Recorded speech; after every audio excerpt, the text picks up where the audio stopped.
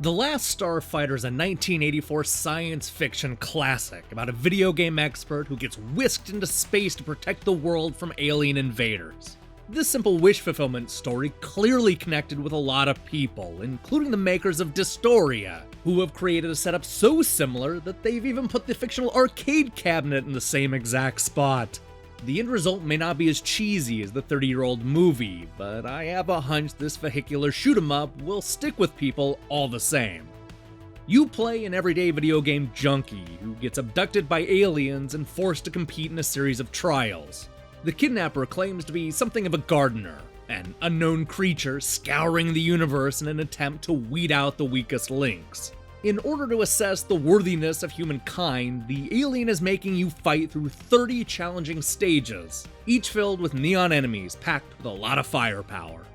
Playing like a cross between Descent and Spectre, Dystoria has us zipping around huge maze-like levels that are floating through space.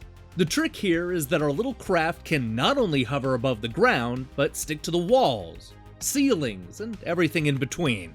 This allows us to traverse the complicated stages from every possible angle, giving us a dizzying amount of freedom we rarely see in this style of game. The good news, if you can call it that, is that the aliens are a predictable lot. With the exception of a boss fight at the very end, you'll only have 2 types of stages to contend with. Most of the levels have you rushing around and looking for 3 hidden orbs. All you need to do is find those orbs and then open up a portal to the next stage, all without getting shot down by the enemy forces. The other type of level sees you turning the tables, forced to kill every enemy before the portal opens. You'll end up repeating the same 2 tasks throughout your adventure, which can make Dystoria feel a bit tedious at times. As repetitive as this can be, I will say that it controls well. I had a lot of fun hovering over every part of the level, and some of the stages prove to be incredibly complicated. You'll have to open up doors, bomb glass barriers, and move parts of the stages in order to locate all of the orbs. And while you're doing that, enemies will be flying in from all sides. The various hovercrafts may look and handle differently, but they're quick and responsive. That's not something I can say about all games in this genre, as was demonstrated only a few weeks ago with my Planet 2000 review.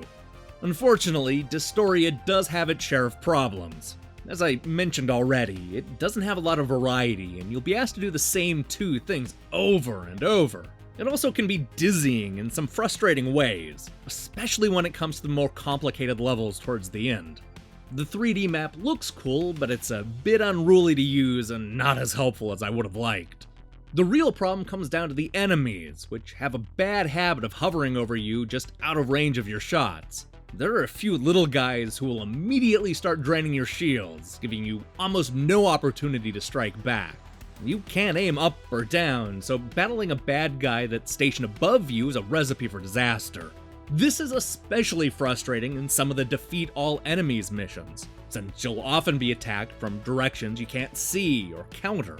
This led to a number of annoying cheap deaths that were completely outside of my control. The fact that you can get killed before the level even starts suggests there's something wrong with the balance. But even when I wanted to throw the controller across the room, I was still invested because of the storyline. The game is good about making you doubt the alien's intention, and you'll occasionally get messages from the outside world that suggest there's more at play than you realize. I loved the intrigue, but was a little disappointed by how it all played out. I was waiting for a twist that never came. There are some compelling ideas in the story that are never fully explored. I also wish the developers would have done more with the visuals. The game has a specific look that is striking at first, but doesn't change much throughout the adventure.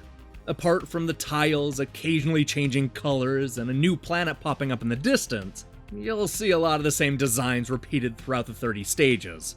The same goes for the bad guys, which aren't as exciting or as interesting as the rest of the game. Thankfully, the level designs are pretty great, but I wish there was more done with the visuals.